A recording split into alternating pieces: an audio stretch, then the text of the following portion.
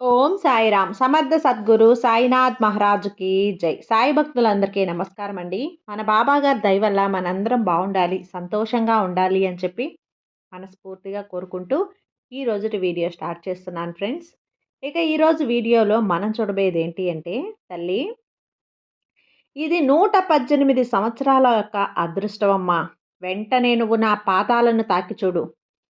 మరో 24 గంటల్లో నీకు 1000 కోట్లకు అధిపతిగా మారుతావు.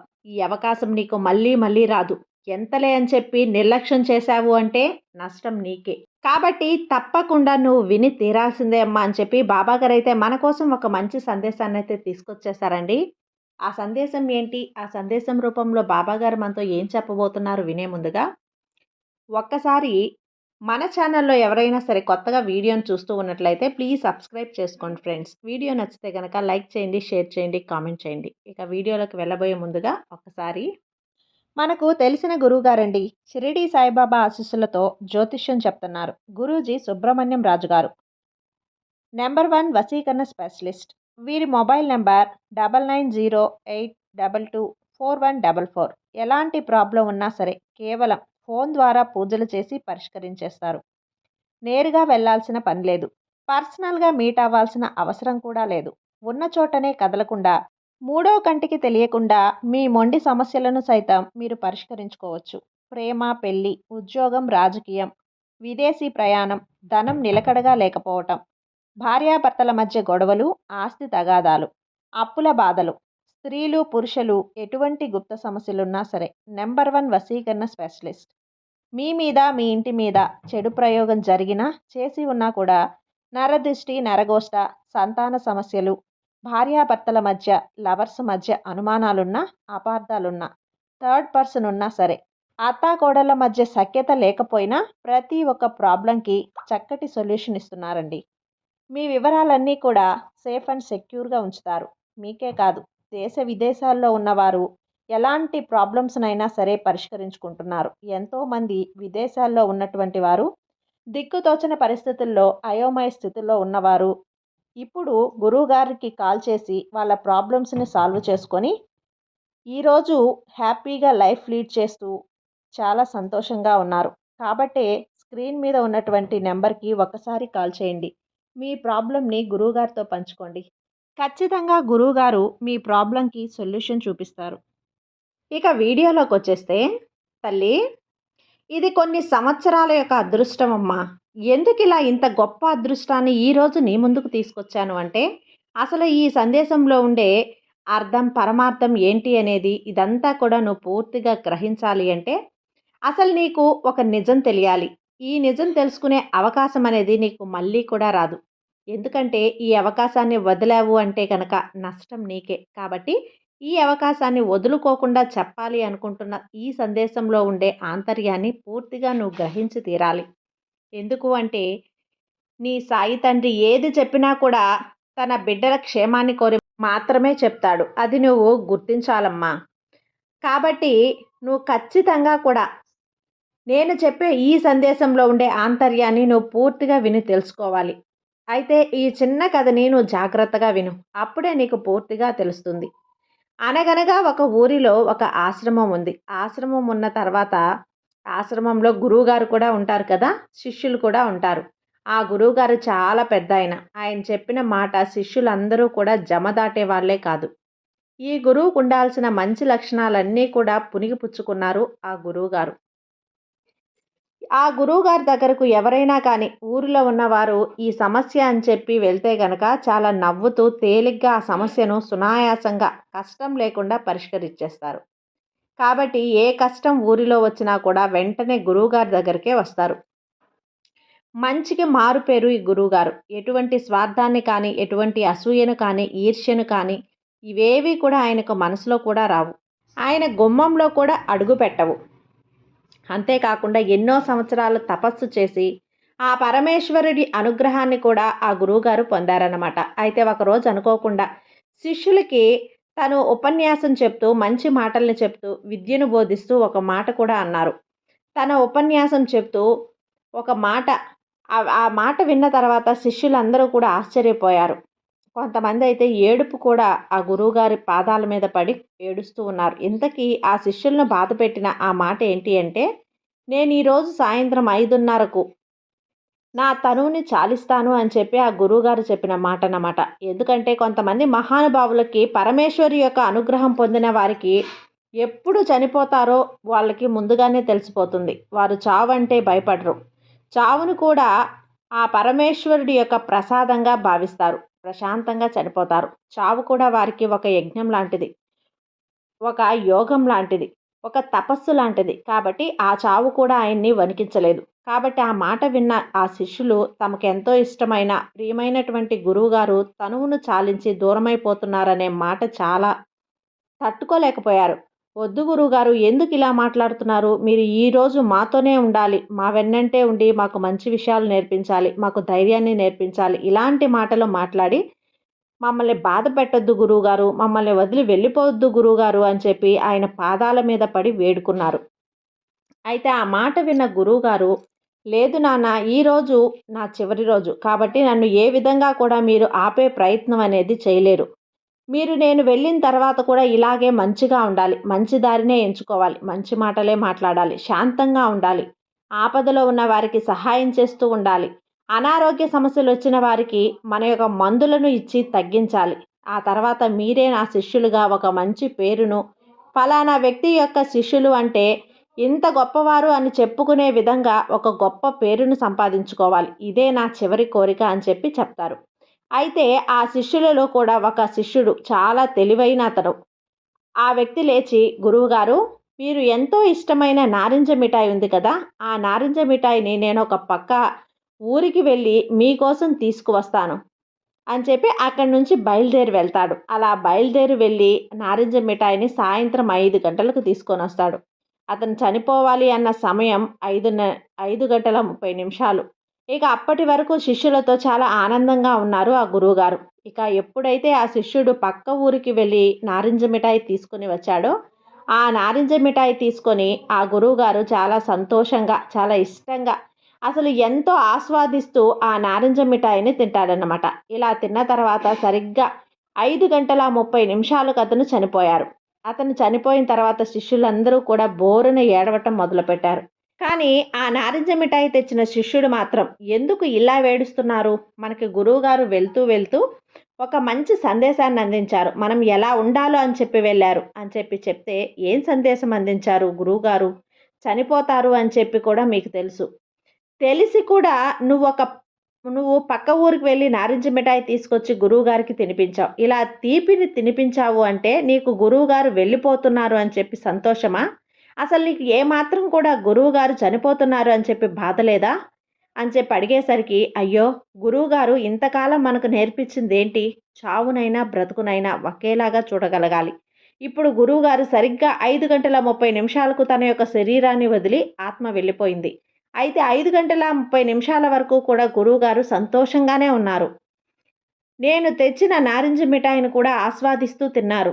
చివరి సెకండ్ వరకు కూడా గురువుగారి మొహంలో బాధనేదే కలగలేదు.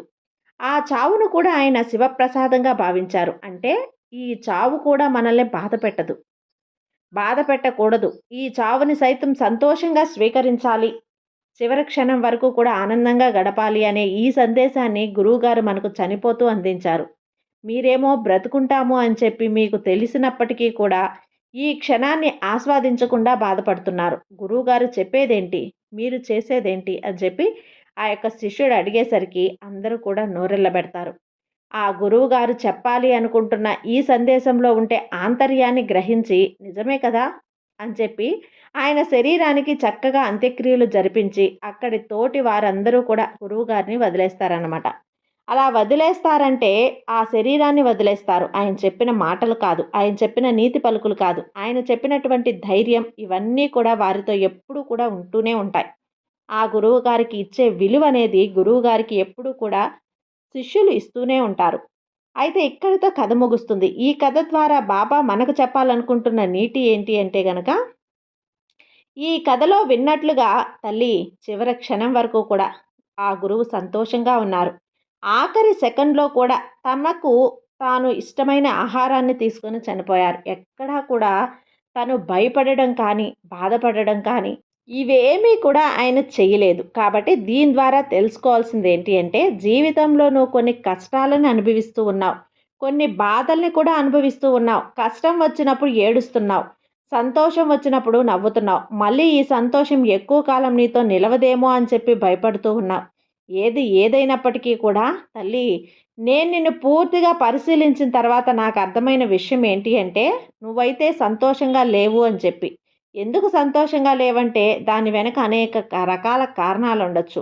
అనేక రకాలైన బాధలు కూడా ఉండొచ్చు. కానీ నువ్వు సంతోషాన్ని వెతుక్కోవడంలో ఎన్ని మార్గాలున్నాయి? ఏ మార్గాన్ని ఎంచుకుంటే నా బాధల్లో కొంచెమైనా బాధనేది తగ్గుతుంది. అదే నువ్వు 10 మార్గాలను ఎంచుకుంటే 10 10 100% అనేది పూర్తిగా తగ్గిపోతుంది కదా! ఏదైనా కానీ నీ ఆలోచన శక్తిలో ఉంటుంది.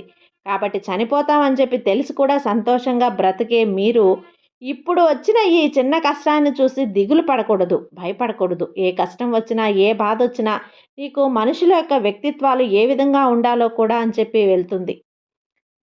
నువ్వు ఎవరితో ఎలా నడుచుకోవాలి? నువ్వు ఎవరిని నమ్మాలి? ఎవరిని నమ్మకూడదు? ఎవరు నీ వాళ్ళు? ఎవరు పరాయి వాళ్ళు అనేది కూడా నీకు నేర్పించే వెళ్తుంది. డబ్బు యొక్క విలువను నేర్పిస్తుంది. జాగ్రత్తను నేర్పిస్తుంది. పొదుపు నేర్పిస్తుంది. అలాగే అంతేకాకుండా రక్త సంబంధం యొక్క విలువను కూడా నేర్పిస్తుంది. పరాయి వాళ్ళ యొక్క స్వార్థాన్ని కూడా చూపిస్తుంది. ఇన్నింటిని నేర్పించే ఈ కష్టాలను నువ్వొక గురువుగా భావించాలి తప్ప, వాటిని నువ్వు అసహ్యించుకుంటే దూరంగా పరిగెత్తుకుంటూ వెడితే ఎలా? కష్టం వెనకాలే ఆనందాలు కూడా ఉంటాయి. చీకటి వెనకాలే వెలుతురు ఏ విధంగా అయితే వస్తుందో, ఆ విధంగానే మనం మన జీవితంలో ఏది శాశ్వతం కాదు. చివరికి ప్రాణాలు కూడా శాశ్వతం కాదు. అర్థమైంది కదా! ఏ చీకటి వెనకాలే వస్తుంది వెలుతురు కూడా. రేపో మాపో పోయే ప్రాణాల కోసం ఇంత ఆలోచన దేనికి? దిగులు దేనికి?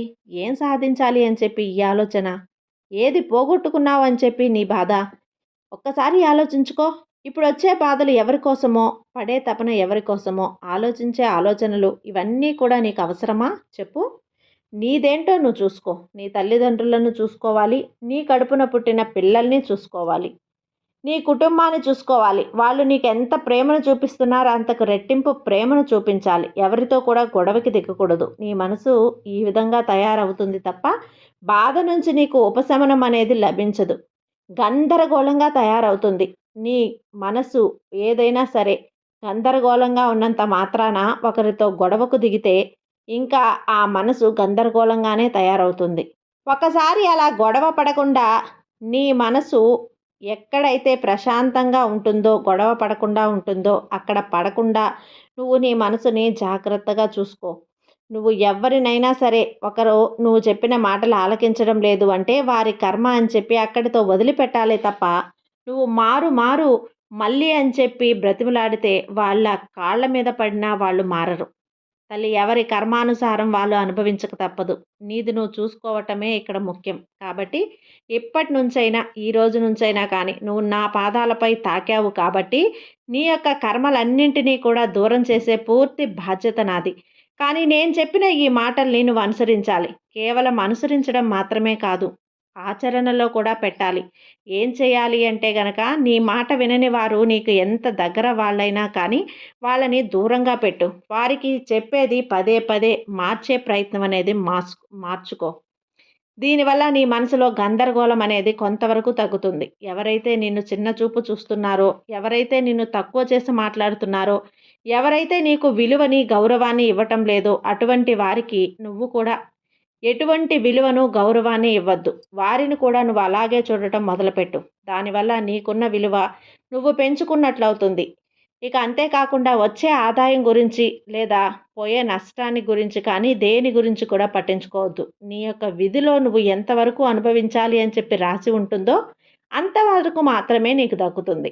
నువ్వు ఎంత ఆరాటపడినా, ఎంత పోరాటం చేసినా నీది కానిది ఏది కూడా నీకు ఎప్పటికీ సొంతం కాదు. నీదైనది నీకు ఎన్ని కత్తులు అడ్డం పెట్టినా కూడా అది నిన్ను చేరక మానదు. ఈ విషయాన్ని కూడా నువ్వు గుర్తుంచుకో. డబ్బు యొక్క విలువను తెలుసుకో. డబ్బుంటే సమాజంలో ఎటువంటి గౌరవం దొరుకుతుంది, ఎటువంటి మర్యాద దొరుకుతుందో నీకు బాగా తెలుసు. కాబట్టి కష్టపడి పని చేయటం నేర్చుకో. ఆ వచ్చిన ధనాన్ని ఏ విధంగా నువ్వు ఖర్చులకు, అవసరాలకు వాడుకోవాలో, మిగిలిన ధనాన్ని పొదుపు చేయటం నేర్చుకో. అది నీ యొక్క భవిష్యత్తుకు ఉపయోగపడుతుంది. అయినప్పటికీ కూడా నీ వారు కాని వారు కొంతమంది ఉంటారు. వారిని మాత్రం ఏమాత్రం ఎక్కడ ఉంచాలో అంతవరకే ఉంచు. ఎందుకంటే నీ వారు కాని వారు నువ్వు కాళ్ళ మీద పడ్డా కూడా వాళ్ళు నీ వారు కారు కాబట్టి ఈ ఉన్న చిన్న జీవితంలో వారేమనుకుంటారో, వీరేమనుకుంటారో, లేదా వారిని మారుద్దాం, వీరిని మారుద్దాం, వారి మీద నేను ఎంత ప్రేమను చూపిస్తున్నాను కదా, వారు కూడా తిరిగి నా మీద ఎంత ప్రేమను చూపించాలి అని చెప్పి అనుకోవటం, ఇవన్నీ కూడా చాలా ఉంటాయి. అంటే మనసుని బాధ పెట్టే విధంగా ఉంటాయి. వీటి యొక్క ఆలోచనల వల్ల నీ మనసు పూర్తిగా కృంగిపోతుంది. ఏం చేయాలో అర్థం కాదు. ఎప్పుడైనా కానీ ఒకరి మీద నువ్వు ప్రేమను చూపిస్తున్నావు అంటే తిరిగి వారు నీ మీద అంత ప్రేమను చూపిస్తేనే వారు నీవారు. అప్పుడే నువ్వు వారిని పట్టుకునే అర్థమవుతుంది. కానీ వారు నిన్ను లెక్క చేయకుండా అవసరాలకు మాత్రమే వాడుకొని తర్వాత పక్కకు నెట్టేస్తున్నారు అంటే వారికి నీ మీద ఎటువంటి శ్రద్ధ లేదు అని అర్థం కదా! అటువంటి వారిని నువ్వు ఎంత పట్టుకోవాలి అనుకున్నా పట్టుకోలేవు. ఈ విషయాన్ని నువ్వు తప్పనిసరిగా గుర్తుంచుకోవాలి. బిడ్డా, 24 గంటల్లో నీలో ఈ మార్పులన్నీ కూడా జరగాలి. ఎప్పుడైతే ఈ మార్పులనేవి నీలో జరుగుతాయో అప్పుడు నీ శరీరం నువ్వు చెప్పిన మాట వినడం మొదలవుతుంది. నీకు ధనం రావటం అనేది మొదలవుతుంది. ఎవరైతే ఎప్పుడు ఆలోచించుకుంటూ ఏదో కోల్పోయినట్లుగా ఉంటూ ఇంట్లో గొడవలు పడుతూ ఉంటూ మనశ్శాంతి లేకుండా తమ ఆత్మను సైతం తాము హింసించుకుంటారో అటువంటి వారికి ధనలక్ష్మి అనేది అనుగ్రహించదు. కాబట్టి 24 గంటల సమయం నీకు ఇస్తున్నాను. ఈ 24 గంటలలో నీలో మార్పు మొదలైతే నువ్వు చేస్తున్నటువంటి వృత్తిలో నీకు ఆదాయం అనేది పెరుగుతుంది. 100 కాదు, 1000 కోట్లకు కూడా నువ్వు అధిపతిగా మారుతావు. నీకు ఎవరైతే ధనం అనేది నీ దగ్గర తీసుకొని ఇవ్వకుండా నిన్ను ఇబ్బంది పెడుతూ ఉన్నారో అటువంటి వారు సైతం వచ్చి నీకు ధనాన్ని ఇచ్చి వెళ్తారు. నువ్వు చేస్తున్న పనిలో నువ్వు 3 పువ్వులు 6 కాయల అదృష్టం అనేది కలిసొస్తుంది. ఈ యొక్క అవకాశాన్ని నువ్వు సద్వినియోగపరుచుకోవాలి. నీ జీవితం అనేది ఒక్కసారి గనక కోల్పోయింది అంటే మళ్ళీ జన్మలెత్తేతా కానీ తెలీదు తల్లి. ఏది ఎవరికైనా కానీ కాబట్టి ఉన్న జీవితాన్ని నిర్లక్ష్యం చేసుకోకు. లేనిపోని ఆలోచనలతో గడపకూడదు. ఏవో ఆశించి అవి దక్కలేదు అని చెప్పి బాధపడకూడదు. ప్రతీదీ కూడా నీ దగ్గరకు వచ్చేది ఏదైనా భగవంతుని యొక్క అనుగ్రహం మేరకు వచ్చింది అని చెప్పి దాన్ని ప్రసాదంగా భావించి దాన్ని స్వీకరించు. ఆనందంగా ఉండటం నేర్చుకోవాలి. ఇవే జీవిత సత్యాలు తల్లి. కాబట్టి నువ్వు ఎప్పుడైనా సరే జాగ్రత్తగా ఉండు. నీ జీవితం సంతోషంగా ఉంటుంది. నీ బాబా మీద నమ్మకంతో ఉండు. నీకు అన్నీ కూడా అనుకూలంగా మారుస్తాను కదా. నీ బాబా నీకు తోడుండగా నీకు భయం ఎందుకు చెప్పు. సర్వేజన సుఖినో భవంతు. జై సాయిరాం.